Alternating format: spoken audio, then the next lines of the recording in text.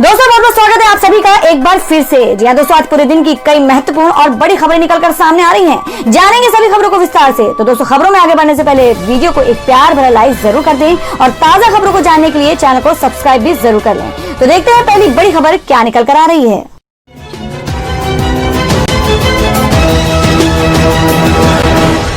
से पहले जान लेते हैं आज के माइंड क्विज के सवाल को। आज का सवाल है, आपको बताना है कि श्रीलंका की राजधानी कहाँ है। इसका जवाब आपको वीडियो के नीचे कमेंट बॉक्स में देना है और सही जवाब देने वाले को रैंडमली सिलेक्ट किया जाएगा और वो जीत सकते हैं बम्पर पुरस्कार। तो बढ़ते हैं अगली खबर की ओर। तो दोस्तों, आज की पहली बड़ी खबर बता दें कि राष्ट्रीय स्वच्छता केंद्र के उद्घाटन के बाद बोले पीएम कि आज से 15 अगस्त तक चलाए गंदगी भारत छोड़ो अभियान। जी हम बात करें कि प्रधानमंत्री नरेंद्र मोदी ने 8 अगस्त राजधानी दिल्ली में स्वच्छ भारत मिशन पर एक इंटरेक्टिव अनुभव केंद्र राष्ट्रीय स्वच्छता केंद्र का उद्घाटन किया। इस सेंटर को महात्मा गांधी को समर्पित किया गया है। केंद्र के उद्घाटन के बाद स्कूली बच्चों को संबोधित करते हुए प्रधानमंत्री ने कहा कि आज के दिन हिंदुस्तान के इतिहास में अंग्रेजों भारत छोड़ो का है और हम अभियान चला रहे हैं गंदगी भारत छोड़ो। पीएम ने कहा कि भारत छोड़ो के संकल्प स्वराज से सुराज की भावना के अनुरूप है और इसी कड़ी में हम सभी को गंदगी भारत छोड़ो का भी संकल्प दोहराना है और 15 अगस्त तक यानी स्वतंत्रता दिवस तक देश में एक सप्ताह लंबा अभियान चलाए। और दोस्तों, अगली खबर निकल कर आ रही है कोरोना संकट को लेकर कि केजरीवाल का बड़ा फैसला। दिल्ली में अब रात 10 बजे तक खुलेगी शराब की दुकानें। जी हम बात करें कि देश में कोरोना वायरस के संक्रमण को फैलने से रोकने के लिए लॉकडाउन लगाया गया था, जिस दौरान देश भर में शराब की दुकानें बंद रही और वहीं लॉकडाउन में ढील मिलने पर राजस्व को बढ़ाने के नाम पर शराब की दुकानों को एक बार फिर खोला गया है। लॉकडाउन के बाद राजधानी दिल्ली में लंबे समय बाद खोली गई शराब की दुकानों को सुबह 10 बजे से रात 9 बजे तक की खोला जा रहा था और वहीं राजस्व को और बढ़ाने के लिए अब इसके समय में 1 घंटे का इजाफा किया गया है। दरअसल लॉकडाउन से पहले राजधानी दिल्ली में शराब की दुकानें सुबह 10 बजे से रात 10 बजे तक खुली रहती थी, जिसे लॉकडाउन के बाद सुबह 10 बजे से रात 9 बजे तक ही खोला जा रहा था। आबकारी विभाग ने गुरुवार को एक आदेश जारी कर कहा है कि अब शहर में शराब की दुकानें अब सुबह 10 बजे से रात 9 बजे तक के बजाय पहले की तरह सुबह 10 बजे से रात 10 बजे तक खुलेंगी। और दोस्तों, अगली खबर में जान लेते हैं देश भर में कोरोना संक्रमण के ताजा हालात। आपको बता दें कि संक्रमितों की संख्या करीब 21 लाख के पार और 24 घंटे में 61,000 नए मामले। मृत्यु दर गिरकर 2.3% हुई।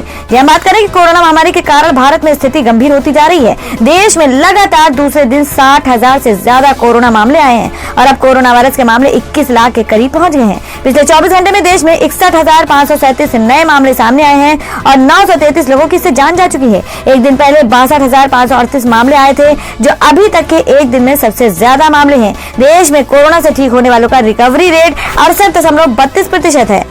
और वहीं अगली खबर निकल कर आ रही है कि 78 वर्ष की उम्र में अब अमिताभ बच्चन को सता रही है काम की चिंता, साझा की दिल की बात।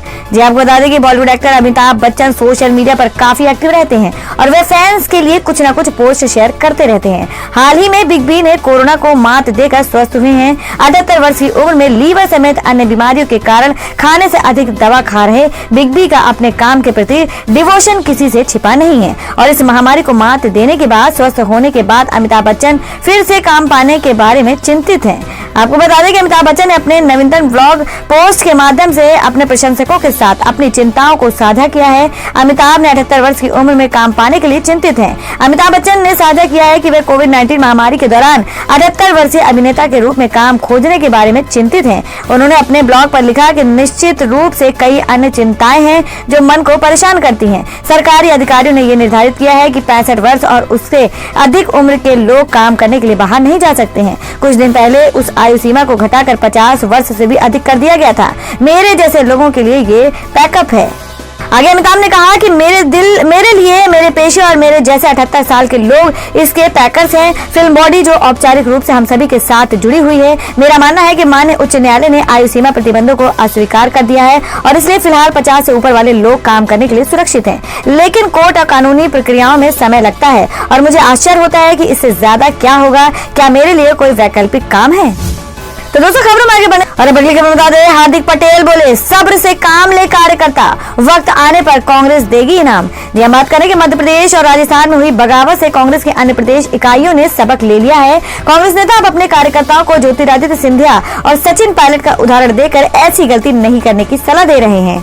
आपको बता दें, गुजरात कांग्रेस के कार्यकारी अध्यक्ष हार्दिक पटेल ने भी अपने कार्यकर्ताओं को सब्र का फल मीठा होता है का पाठ पढ़ाया है। हार्दिक पटेल के मुताबिक नेताओं में धैर्य और गंभीरता होनी जरूरी है, वक्त आने पर पार्टी उन्हें इनाम जरूर देगी। अंग्रेजी अखबार इंडियन एक्सप्रेस को दिए इंटरव्यू में हार्दिक पटेल ने कहा कि राजस्थान और मध्य प्रदेश में पायलट और सिंधिया को पार्टी ने बड़ी जिम्मेदारियां दी थी, उसके बाद भी उन्होंने बगावत करके गलती कर दी है। राजस्थान राजनीति संकट के सवाल पर पटेल ने कहा कि एमपी और राजस्थान में कांग्रेस को बहुमत मिला था, जिस वजह से हाईकमान ने वरिष्ठ नेताओं को सीएम बनाया। पायलट और सिंधिया दोनों को पिता के निधन के बाद तुरंत टिकट दिया गया और उन्हें जीत भी दिलवाई गई। दोनों कम उम्र में केंद्रीय मंत्री बने। केंद्र में सरकार जाने के बाद हाईकमान ने पायलट को 35 साल की उम्र में डिप्टी सीएम और पीसीसी चीफ बना दिया। ऐसे में उन्हें कोई समस्या नहीं होनी चाहिए थी। और वहीं अगली खबर निकल कर आ रही कि सऊदी अरब ने पाकिस्तान से वापस मांगे अपने $1 बिलियन आर्थिक मदद भी बंद। जी हम बात कर रहे हैं कि पाकिस्तान और सऊदी अरब के बीच तनाव बढ़ता जा रहा है। पाकिस्तान ने आखिरकार सऊदी अरब का $1 बिलियन का कर्ज चुका दिया है। मजे की बात यह है कि पाकिस्तान ने पहले अपने जिगरी चीन से उधार लिया और फिर सऊदी अरब का उधार चुकाया, लेकिन अब सऊदी अरब ने पाकिस्तान को कर्ज के तौर पर दी जाने वाली आर्थिक मदद रोक दी है। पाकिस्तान ने organisation of Islamic corporation OIC के मसले पर सऊदी अरब को धमकाया था। आपको बताया जा रहा है कि कहा जा रहा था कि सऊदी अरब ने पाकिस्तान को दिए जाने वाले कर्ज रोक लिए हैं और ये कदम सऊदी अरब ने तब उठाया जब इमरान खान सरकार ने धमकी दी कि कश्मीर के मुद्दे पर वह OIC को बांट देंगे। पाकिस्तान के अखबार द एक्सप्रेस ट्रिब्यून ने लिखा है कि जो $3 बिलियन सरकार ने कर्ज में लिए थे, उसमें से अब $1 बिलियन वापस कर लिए गए हैं। सरकार के करीबी सूत्रों के हवाले से मीडिया ने कहा है कि इस मौके पर सबसे भरोसेमंद साथी चीन उसकी मदद के लिए आगे आया। उसने तुरंत ही $1 बिलियन की मदद पाकिस्तान को की ताकि वे किसी भी शर्मिंदगी से बच सके।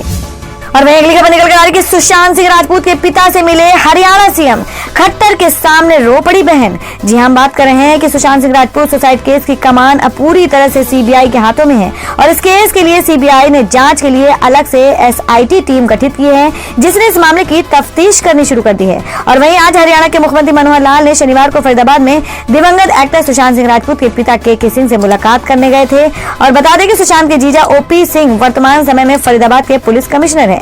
आरोपी रिया चक्रवर्ती द्वारा सुप्रीम कोर्ट में केस दायर किए जाने के बाद इस केस में अपना पक्ष रखने के लिए अपने बेटी और दामाद के फरीदाबाद स्थित घर में है। फरीदाबाद में बल्लभगढ़ के स्कूल का उद्घाटन करने सीएम मनोहर लाल खट्टर यहां पहुंचे थे और इसी दौरे के दौरान सीएम मनोहर लाल सुशांत के जीजा और Faridabad police commissioner OP Singh के घर पहुंचे और सुशांत के पिता KK सिंह से मुलाकात की। सीएम खट्टर ने सुशांत के पिता KK सिंह को सांत्वना दी और आश्वस्त किया कि पूरा मामला CBI के हाथ में सौंपे जाने के बाद अब उन्हें न्याय अवश्य मिलेगा। तो दोस्तों, आप लोग क्या लगता है कि वाकई में CBI के हाथों में जिस तरीके से सुशांत सिंह राजपूत का केस चला गया है, तो अब उनके परिवार वालों को इंसाफ मिल सकेगा? आप अपना सुझाव कमेंट बॉक्स में जरूर दें। बढ़ते अगली खबर की ओर। और वहीं अगली खबर निकल कर आ रही कि रिया चक्रवर्ती की कमाई और इन्वेस्टमेंट में झोल, फिर से सवाल जवाब करना चाहती है ED। जी आपको बता दें कि सुशांत सिंह राजपूत आत्महत्या मामले में CBI के साथ साथ प्रवर्तन निदेशालय ED भी जांच कर रही है। ED ने शुक्रवार को बॉलीवुड एक्ट्रेस रिया चक्रवर्ती से करीब 8 घंटे पूछताछ की। सुशांत सिंह राजपूत के परिवार की ओर से रिया चक्रवर्ती पर पैसे निकलवाने, धोखाधड़ी और मानसिक प्रताड़ना देकर आत्महत्या के लिए मजबूर करने का केस दर्ज कराया गया है। मीडिया रिपोर्ट्स के मुताबिक रिया की इनकम और निवेश एक दूसरे से मेल नहीं खा रहे हैं, जिसे लेकर ED उन्हें पूछताछ के लिए फिर से बुला सकती है। ED ने रिया के पिता इंद्रजीत चक्रवर्ती, रिया के भाई शौविक चक्रवर्ती और सुशांत सिंह की मैनेजर श्रुति मोदी से भी पूछताछ की है। अधिकारियों ने कहा कि चक्रवर्ती, मोदी और शौविक के बयान धन शोधन निवारण अधिनियम PMLA के तहत दर्ज किए गए। ED इस मामले की जांच रिया चक्रवर्ती की आय, निवेश, व्यापार, सौदे और पेशेवर सौदे और लिंक के आसपास कर रही है। ED रिया द्वारा खार में 80 लाख की खरीदी गई प्रॉपर्टी को लेकर जांच कर रही है। और वही अगली खबर निकल कर आ रही है कि अरविंद केजरीवाल की महत्वाकांक्षी इलेक्ट्रिक वाहन नीति का उद्योग जगत ने किया स्वागत।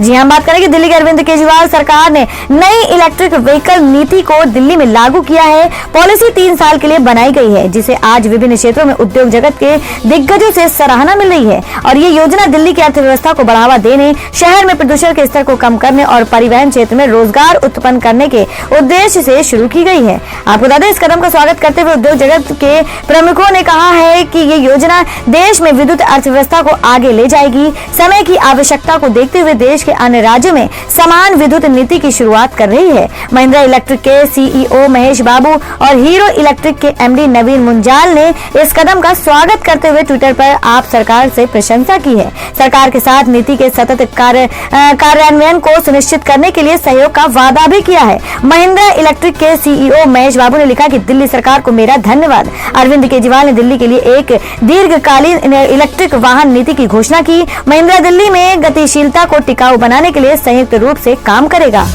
और अब बता दें कि मस्जिद वाली जमीन पर बनेंगे अस्पताल, लाइब्रेरी और रिसर्च सेंटर। सीएम योगी को शिलान्यास का न्योता देगा इंडो इस्लामिक ट्रस्ट। जी हां, आपको बता दें कि उत्तर प्रदेश सेंट्रल सुन्नी वक्फ बोर्ड व अयोध्या में मस्जिद निर्माण के लिए गठित किए गए ट्रस्ट ने प्रदेश के मुख्यमंत्री योगी आदित्यनाथ को मस्जिद की जमीन पर बनने वाली जन सुविधाओं के शिलान्यास के लिए बुलाने का निर्णय किया है। आपको बता दें कि सुप्रीम कोर्ट ने अयोध्या विवाद पर फैसला देते हुए मस्जिद के लिए सरकार को 5 एकड़ जमीन देने का आदेश दिया था। Indo Islamic cultural foundation trust के सचिव व प्रवक्ता अतहर हुसैन ने शनिवार को बताया कि सुप्रीम कोर्ट के निर्देश पर अयोध्या जिले के धन्नीपुर गांव में वक्फ बोर्ड को मिली 5 एकड़ जमीन पर अस्पताल, लाइब्रेरी, सामुदायिक रसोईघर और रिसर्च सेंटर बनाया जाएगा। ये सभी चीजें जनता की सुविधा के लिए होंगी और जनता को सहूलियत देने का काम मुख्यमंत्री का होता है। इसी हैसियत से इसके शिलान्यास के लिए मुख्यमंत्री योगी आदित्यनाथ को आमंत्रित किया जाएगा। उन्होंने विश्वास व्यक्त किया है कि मुख्यमंत्री इस कार्यक्रम में न सिर्फ शिरकत करेंगे बल्कि इन जन सुविधाओं के निर्माण के लिए सहयोग भी करेंगे। तो दोस्तों, खबर में आगे बढ़ने से पहले एक बार फिर से आपको याद दिला दें कि अगर आपने अभी तक हमारे वीडियो को लाइक नहीं किया तो जल्दी से वीडियो को लाइक कर दें, क्योंकि आपका एक लाइक हमारे लिए बहुत ही महत्वपूर्ण होता है। और अगर आप हमारे चैनल पर नए हैं तो चैनल को जरूर सब्सक्राइब कर लें और बेल के बटन को भी जरूर हिट कर दें। और हमारी पूरी न्यूज को जानने के लिए वीडियो को लास्ट तक जरूर देखें। बढ़ते हैं अगली खबर की ओर। और वे अगली खबर बता दें कि राम मंदिर के शिलान्यास के बाद दुबई से आ रहे भड़काऊ फोन कॉल्स, माहौल बिगाड़ने की कोशिश। जी हम बात करें उत्तर प्रदेश की राजधानी लखनऊ में शनिवार को कुछ मीडिया कर्मियों और अन्य लोगों के फोन पर धमकी भरा कॉल और मैसेज आए। इसके तहत राम मंदिर के शिलान्यास के बाद समुदाय विशेष को भड़काने की बात कही जा रही है। और जानकारी के मुताबिक दुबई और ऑस्ट्रेलिया के नंबरों से ये कॉल आ रही है। इसकी जानकारी जब लखनऊ पुलिस कमिश्नर सुजीत पांडे के पास पहुंची तो उन्होंने इस मामले में FIR दर्ज करने के लिए आदेश दिए। इस कॉल से जुड़ी कई लोगों ने शिकायत की है और यही नहीं, लोगों के पास VIP कॉल के जरिए रिकॉर्डेड मैसेज आ रहे हैं। फिलहाल हजरतगंज थाने में मुकदमा दर्ज कर लिया गया है। और वहीं अगली खबर निकल कर आ रही है जो कि राजस्थान से। आपको बता दें कि जय श्री राम ना बोलने पर बुजुर्ग ऑटो रिक्शा ड्राइवर के साथ की मारपीट।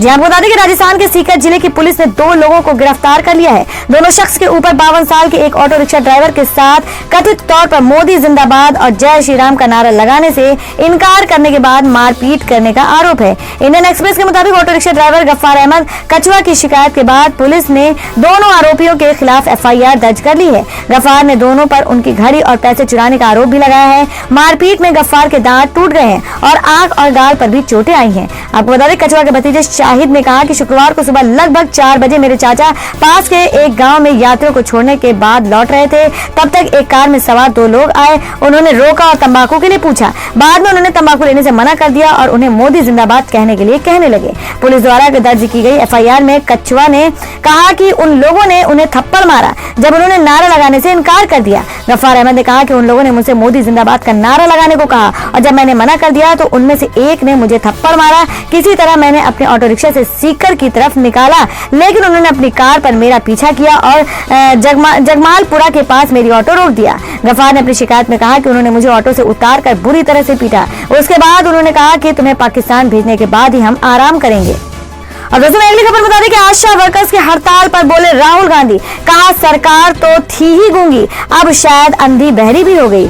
जी हम बात कर रहे हैं कि कांग्रेस सांसद राहुल गांधी ने आशा वर्कर्स के हड़ताल पर जाने का मुद्दा उठाया। उन्होंने शनिवार को एक ट्वीट में कहा कि आशा कार्यकर्ता सही मायने में हेल्थ वॉरियर्स है, लेकिन वे आज अपने हक के लिए हड़ताल करने में मजबूर हैं। कांग्रेस नेता ने केंद्र की नरेंद्र मोदी सरकार पर निशाना साधते हुए कहा कि सरकार गूंगी तो थी ही, अब शायद अंधी बहरी भी हो गई है। बता दें कि देश में करीब 6 लाख आशा वर्कर्स विभिन्न मांगों को लेकर 7 अगस्त से 2 दिवसीय हड़ताल पर हैं। कांग्रेस नेता राहुल गांधी ने ट्वीट किया, आशा कार्यकर्ताओं को देश भर में घर घर तक स्वास्थ्य सुरक्षा पहुंचाती हैं और वो सच मायने में स्वास्थ्य वॉरियर्स हैं, लेकिन आज खुद अपने हक के लिए हड़ताल करने पर मजबूर हैं।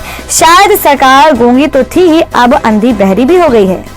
तो अगली खबर में जान लेते हैं क्या है देश भर में मौसम के ताजा हालात। अगले 4-5 दिनों में देश के कई हिस्सों में भारी बारिश। इन राज्यों में जोर पर रहेगा मानसून। जी आपको बता दें कि 9 अगस्त को बंगाल की खाड़ी के उत्तर में कम दबाव का क्षेत्र बन रहा है, जिसके चलते 9 अगस्त के बाद पूर्वी और मध्य भारत में बारिश की घटनाओं में तेजी आ सकती है। 9 से 12 अगस्त के बीच में ओडिशा, छत्तीसगढ़, मध्य प्रदेश और विदर्भ में तेज से भारी बारिश देखने को मिल सकती है।